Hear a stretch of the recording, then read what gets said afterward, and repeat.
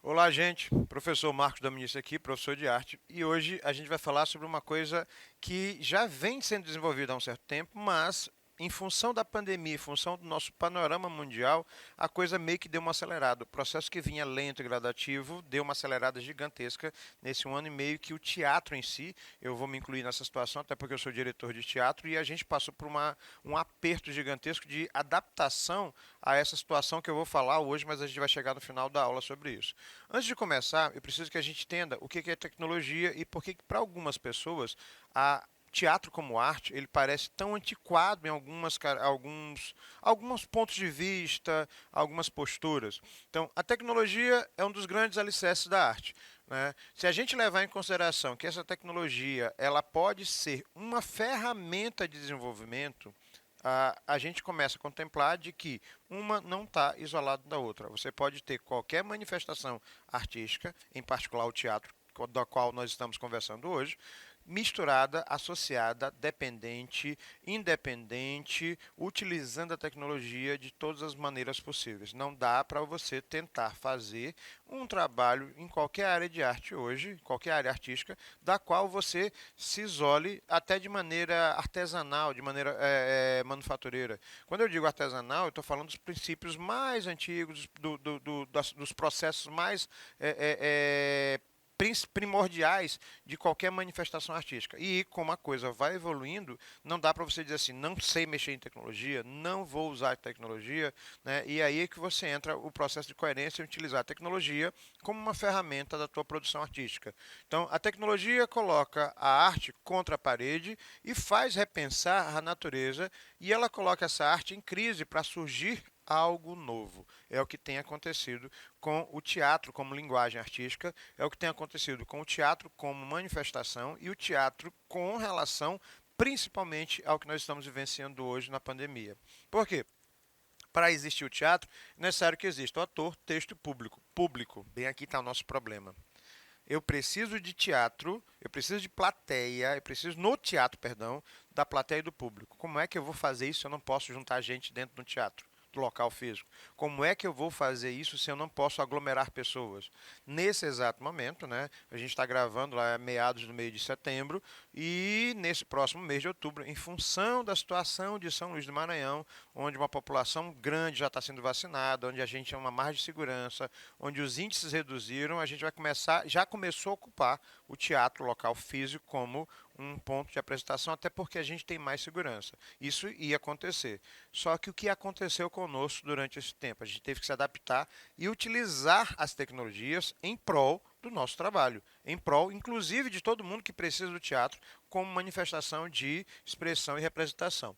O teatro nasceu dessa necessidade de imitar o outro, a gente já falou sobre isso. E o outro e Jesus afirmam que as novas mídias e tecnologias digitais são imprescindíveis para o teatro por fazerem parte da realidade. Só que quando a gente fala de tecnologia, dá a impressão de que a gente está falando de alguma coisa que surgiu agora, né? Que você está falando de você pega o seu celular e vou gravar. Não, eu estou falando de coisas que já vêm há muito tempo, inclusive nos primórdios da estruturação do teatro como você conhece. Exemplo, a luz. Né? Como assim a luz, professor? Esse processo da luz ele é bem interessante, por quê? Porque ele causa sensações bem diferenciadas. Então, quando eu falo da luz, eu quero mostrar para vocês uma situação. Né? Eu vou reduzir uma quantidade de luz aqui no estúdio, para vocês prestarem atenção como o meu rosto vai criar, né, aprendi isso com a minha intérprete, deixa eu facilitar aqui. Ele vai criar sombras. Vamos lá? Bom, essas sombras aqui, eu acho que vocês devem ter visto desse lado que ficou mais escuro, né, é justamente um efeito que pode causar uma sensação ou não emocional, dependendo do efeito que eu quero. Eu vou aumentar a luz novamente para vocês terem noção. Sombra e luz. Bom, esse efeito de sombra e luz é justamente o que nós temos aqui, onde eu crio uma plateia que fica com a atenção voltada diretamente para onde tem luz. Todo mundo sabe, né, que esse efeito é utilizado não só para o teatro, mas para as outras manifestações de artes cênicas. Um espetáculo de dança, uma ópera, um show musical que está voltando agora. Né? Por quê? Porque onde tem luz, a minha atenção volta. Acontece que a luz não é uma conquista recente. Quando eu falo recente, ela é do final do século XIX. E o teatro data da Grécia Antiga, da pré-história. Ou seja, essa nova tecnologia que a gente acha tão comum, né, ela já vem bem antes. Na Grécia Antiga, só para você ter uma noção, a iluminação era feita com luz natural. Quiçá, em algumas vezes, em horários mais noturnos, com fogo para iluminação. Mas isso era permitido por quê? Porque nesse período, né, o teatro na Grécia era aberto, era livre, era um anfiteatro, não tinha cobertura. Agora imagine você colocar o uso do fogo de tochas num teatro elisabetano onde William Shakespeare apresentava as peças. Espera aí. O teatro elisabetano não era de madeira, professor? Pois é, madeira, fogo, isso não é um negócio legal, não. Na Idade Média, essas peças passaram a ser apresentadas como? A tecnologia vai mudando. Altar da igreja, porta da igreja, a praça em frente à igreja, no meio das ruas, e aí você vai utilizando os horários onde a luz é possível. No Teatro Elisabetano, por exemplo, no Renascimento, tinha um buraco no meio do teatro, que utilizava a luz natural para isso. No Arthur Azevedo, aqui em São Luís do Maranhão, o advento da luz elétrica só começa depois que ele está construído. Então ele foi sendo adaptado. Hoje não, né? Hoje é outra estrutura. Mas quando você começa a pensar nas tecnologias, elas não vêm só no século XX e XXI, elas vêm bem desde antes. Né? Essas apresentações vespertinas, em alguns lugares, por exemplo, se colocavam clarabóias transparentes com vidro, com outras coisas, para garantir a iluminação, caso contrário, ninguém literalmente ia ver o que estava acontecendo. A Grécia utilizava muito fogo e o efeito de tochas, de velas, dependendo do local no nível controlado, ele cria efeitos bem interessantes. Tanto é que isso vai chegar em outras linguagens. Então, a luz elétrica, ela dá uma guinada gigantesca no efeito do teatro. Professor, quando é que ela surge?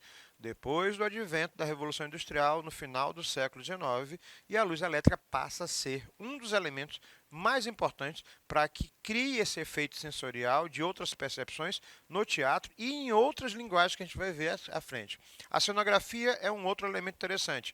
Né? É interessante como as pessoas não conseguem perceber a cenografia, porque até no aniversário você monta um cenário, você chama de decoração, né? A gente monta um cenário para fazer o aniversário. Peraí, deixa eu ver se eu lembrei. E professor, e a minha casa que eu fiz literalmente uma decoração nova? Na verdade, você criou um cenário para você se definir. Na verdade, o bairro tem um cenário para definir. Se você analisar, a cenografia ela pode ter uma outra linguagem a partir do espelhamento das necessidades de cada local, de cada situação e assim por diante. O teatro deixa isso mais claro. Eu vou criar um cenário específico para uma determinada história, uma determinada peça. Os atores, eles vão utilizar objetos no final do século XIX que não são simplesmente objetos aleatórios. Né? Se eu utilizo uma cadeira, uma mesa, né, uma faca na mão, ela tem uma motivação em função da história. Então, por incrível que pareça, a cenografia, a contrarregragem, a iluminação, o figurino, eles começam a ganhar significados diferenciados e a luz cria um efeito diferente. Professor, como é que eu sei disso? Gente, vocês assistem séries, vocês assistem filmes e é interessante como você não percebe que a iluminação da fotografia desses processos audiovisuais, eles vão modificando a percepção que você tem das coisas. E, sensorialmente, emocionalmente, isso afeta. Aqui eu botei uma foto da primeira coleção histórica de lâmpadas elétricas incandescentes, esquentava demais. Hoje você ainda tem teatros, inclusive teatros aqui em São Luís, que usam luzes incandescentes quentes e a gente derrete no palco, pode ter o ar-condicionado que for, mas a gente esquenta. E aí, com o advento da luz de LED, tecnologia, você já tem outros efeitos. Então, à medida que a tecnologia vai avançando, a gente vai se apropriando e vai anexando com a linguagem teatral, certo? Palco tridimensional, altura, largura e comprimento. A cenografia vai aumentando as possibilidades. Né? Os jogos de luz e sombra com os atores descobrem novos modelos. E aí isso vai enriquecendo o efeito cênico. Né? A cor da luz. Nossa, eu vou deixar a imagem aqui para você ter noção que eu não sei nem do que se trata a peça, mas o efeito visual que causa é um efeito fantástico. Se na foto você já tem essa relação bem. Olha que coisa interessante. Imagine quando você está presenciando e você tem esse efeito mágico do teatro. A luz pode mudar o ambiente? Com certeza. A luz colorida pode mudar a percepção como você vê as coisas? Com certeza. Né? Isso não é aplicável só ao teatro. Você pode fazer isso numa loja, você pode fazer isso na sua casa, pode fazer no púlpito da igreja, né? No altar da igreja, no terreiro de candomblé, em qualquer situação que você queira criar um efeito cênico diferente. Até no encontro amoroso, com uma luz diferente, né? As criatividades vão a partir disso aí. Bom, esse advento da tecnologia, no século XX, lá por meados de 1920, 1930, ele começa a mudar. Por quê? Porque uma nova tecnologia, uma nova mídia surge além do teatro. Porque o teatro é entretenimento, então eu quero me divertir, levar a família ao teatro. Aí surge o rádio-teatro, o rádio torna-se a mídia. O que é o rádio-teatro? É justamente o teatro levado para o rádio. Eu vou fazer a peça teatral, só que eu vou só ouvir. Então as pessoas botavam o ouvido no rádio e ouviam as radionovelas. Novela é uma história contada e eu tenho uma peça contada no rádio. Né? Essa radionovela, ela evolui também para a televisão. Tanto é que são chamados de rádio, perdão, de teleteatro. Teleteatro? Peraí, teleteatro seria ver a história do teatro contado na televisão? Pois é, o nome telenovela diz alguma coisa a vocês? A telenovela é filha do teatro novela, ou do teatro feito na TV, que vem do teatro feito no rádio, então é uma sequência. E aí você ganha uma nova linguagem, porque a linguagem do teatro na TV, ou melhor, a linguagem da dramaturgia, a contação de histórias na TV ganha um outro nome. Aqui no Brasil nós chamamos de novelas, certo? Podem verificar que a novela, ela tem ou a telenovela, e ela tem uma linguagem diferente do cinema. Ela é mais marcada, ela é mais teatral, ela é mais exagerada. Tanto é que algumas linhas de novelas, né, principalmente as mexicanas, têm um time, né, que a gente chama de melodrama muito mais forte. Música, drama, história. Né? A cor da luz e o efeito das cores com a luz, elas mudam a forma como você vê a cena e assim por diante. Então, falamos do radioteatro, falamos desse diálogo do teatro da televisão, que é um avanço da tecnologia, né? E quais eram as peças que foram apresentadas inicialmente na televisão a partir dessa transposição e adaptação em casamento de teatro e TV. Ibsen, Machado de Assis, José de Alencar, Dostoiévski, Lorca, entre outros autores pouquíssimamente conhecidos. A ironia aí, certo? Aqui, uma transmissão em 1938, né, de Guerra dos Mundos, pelo rádio, que todo mundo acreditou que o mundo ia acabar, porque era a única mídia da época. É mais ou menos o que acontece hoje quando você coloca uma bomba, uma fake news na internet, todo mundo começa a espalhar, só que na época, a mídia da época era o rádio, certo? No século XX, começam as mudanças tecnológicas e físicas no palco. Né? Os palcos passam a ser rotativos. Tem até um programa de TV brasileiro que trabalha com isso, se eu não me engano, chama-se Vai Que Cola. O palco gira, estou falando atualmente em mídia. As mobilidades no layout, palcos que sobem e descem, várias são umas peças metálicas que elas podem descer cenários. Os palcos, a Broadway tem muito disso. Mas o Brasil tem muita dessa estrutura. Aqui em São Luís, o Teatro Arthur Azevedo tem algumas limitações, mas você é capaz de fazer muitas coisas interessantes. Né? O vaudeville, que é mais de entretenimento, mas junta uma plateia num local, num bar, num clube, onde todo mundo esteja sentado numa mesa, comendo enquanto o espetáculo está acontecendo.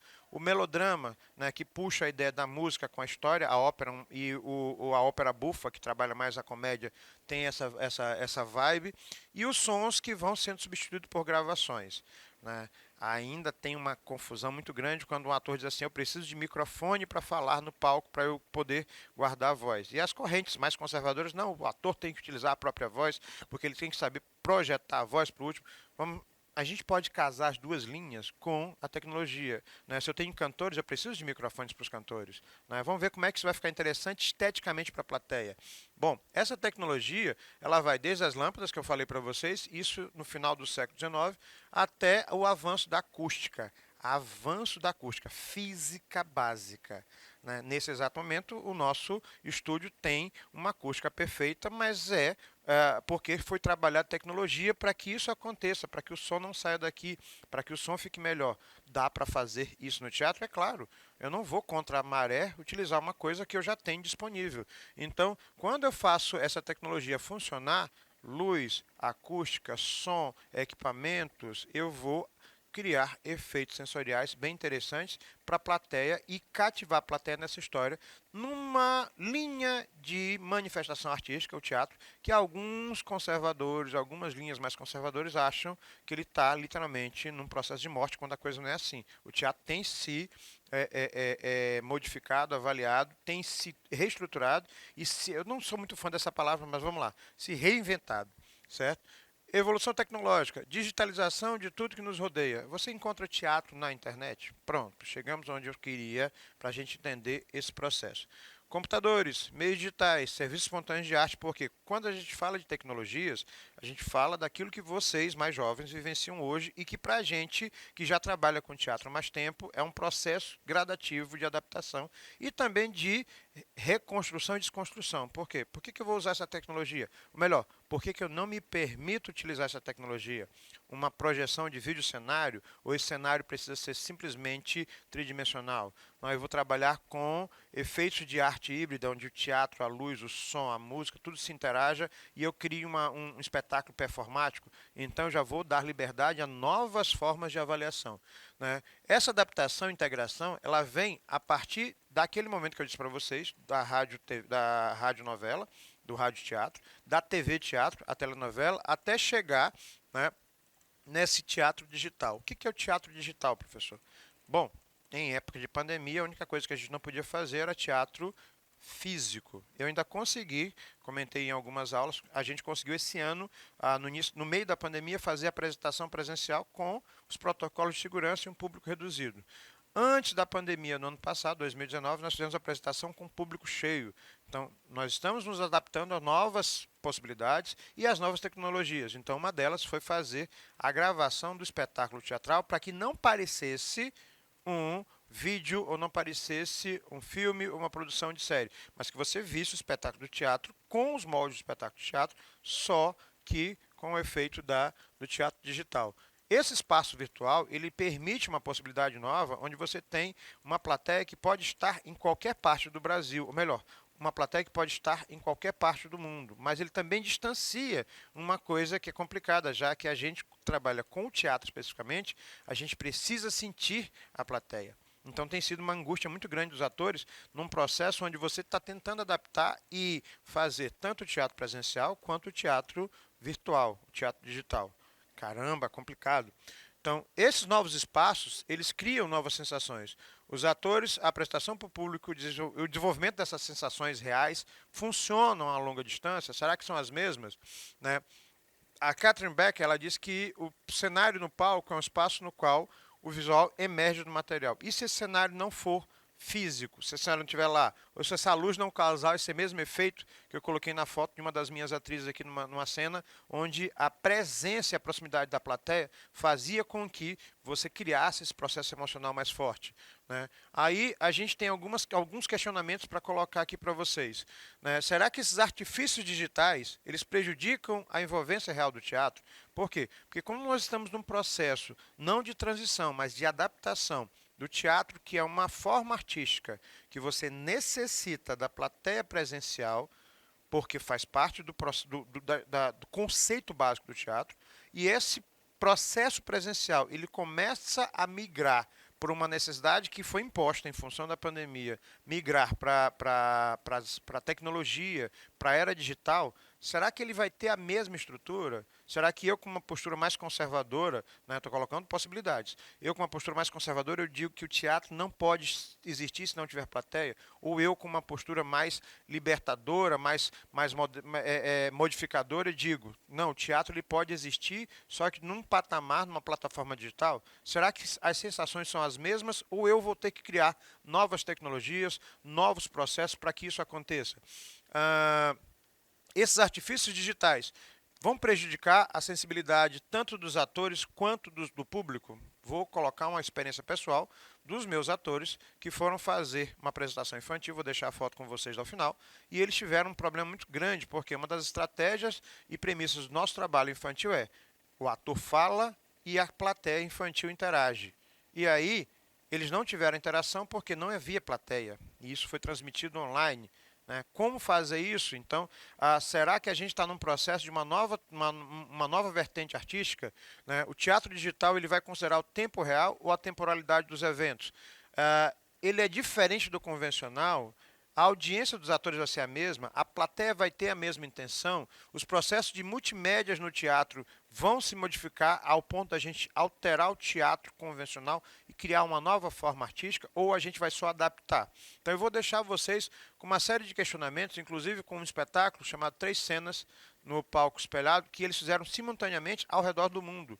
Bom, eles conseguiram uma coisa fantástica: fazer uma apresentação que pegasse o mundo inteiro, ou, né, fazer uma apresentação onde você se sensibilize, só que esteja em sua casa e não com. Mas será que essa relação pro ator é boa? Eu vou deixar vocês com esses questionamentos. Professor Marcos Dominici, um abraço. Fui.